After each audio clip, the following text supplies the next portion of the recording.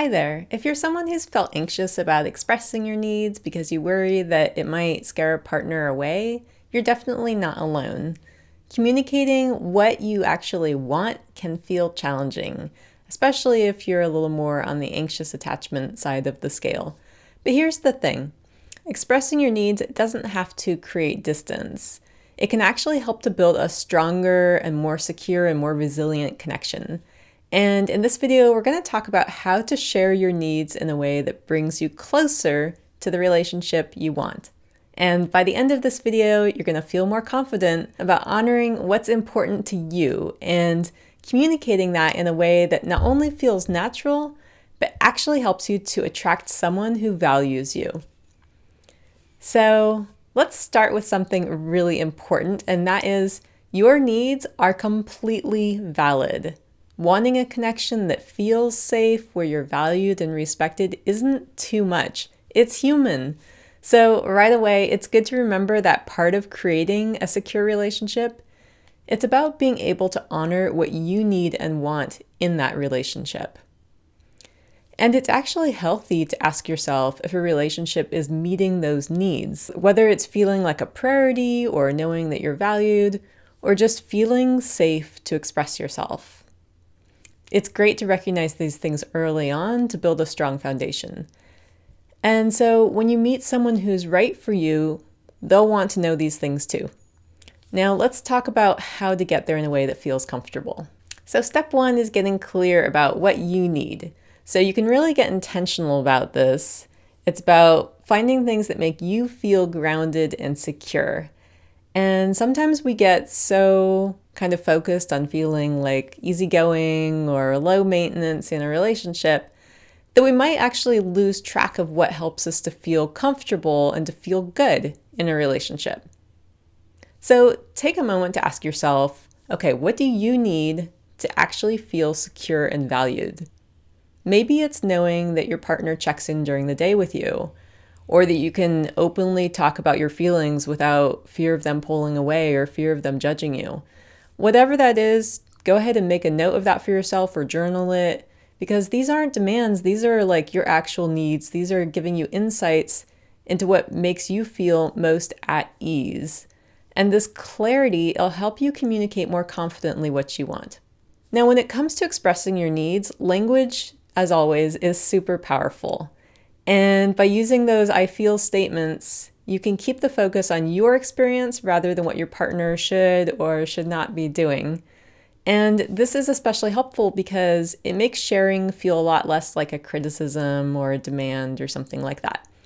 So for example, instead of saying, "You never make time for me," which, that doesn't feel super good for someone to hear, right?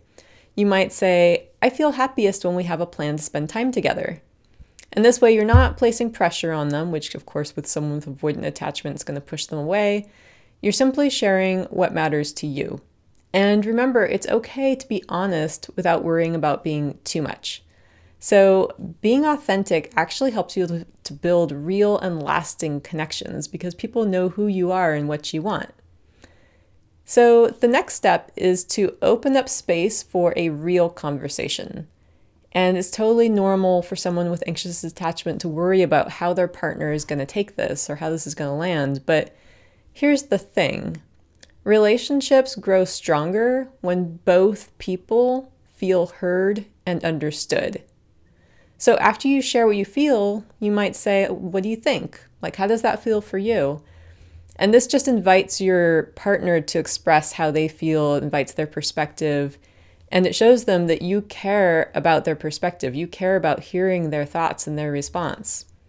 And actually hearing that response, it can help calm any of those old anxious thoughts because it shows that both of you are on the same page. Another key piece is expressing needs from a place of openness rather than like kind of rigid expectation. So when we're vulnerable, when we're really heart opened, we're just sharing what makes us feel valued without putting pressure on the outcome. So we're not getting attached to an outcome. We're simply sharing what it is that we want, what it is that makes us who we are, and then we're waiting to see how that's received. So try something like, "I feel really connected when we make plans to spend time together." And this lets your partner know that what you value, but it doesn't set a requirement. Although, of course, you are keeping in mind what you want in a relationship always, right? Like you have your boundaries around what you want in a relationship. And if you need help with that, I've got a course on boundaries for anxious attachment style. You can check that out on my website. And true compatibility, it comes when both people feel comfortable sharing and receiving each other's needs. So at this point, you might wonder, how do I know if a relationship is actually meeting my needs? And this is where it's really important to just check in with yourself. And you might have good ways to do that. Maybe it's journaling, maybe it's having that inner dialogue, maybe it's feeling into felt sense, body sensation, also something I work with clients a lot around. And so over time, you keep asking yourself, does this relationship make me feel safe and valued? It's not about nitpicking. It's about making sure that you're getting the emotional support that you desire in relationship. Because if a relationship doesn't align with your core needs, it's okay to acknowledge that. It's not about blame or shame. It's about respecting yourself. It's about honoring what is really important to you and what you need and value in a relationship to be happy. Because ultimately, you deserve a relationship that feels safe, that feels supportive, and that feels affirming of who you are. So once you've shared your needs, it's natural to feel a little nervous afterwards, especially, with the more anxious attachment style. But there are ways to soothe yourself, and that can make a really big difference. So one of my favorite tips for people is to do some breath work or just go for a short walk. You could also try some positive affirmations like, it's okay to express myself, or I am worthy of a relationship that meets my needs.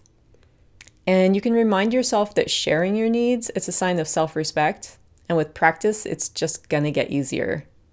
So to wrap up, let's go over the steps. So first, you wanna really embrace and clarify your needs. And then you wanna communicate them with some I feel statements. Invite a partner's perspective, stay open, flexible, and just keep on checking in with yourself. So communicating your needs, it doesn't make you too much. It's a sign of emotional maturity. It's actually what helps you to attract a secure relationship. Remember that the right person, they're not going to be scared away by your needs. They'll want to know them. And so as you practice these steps, know that you're paving the way for a connection where both you and a partner feel good, where both of you feel supported, where both of you feel understood. So thanks so much for watching. If you found this helpful, please like and subscribe. Share this with a friend who you think might enjoy it. Remember that honoring your needs is the first step to finding someone who honors them too. So this is Kayli Larkin, wishing you a beautiful relational journey.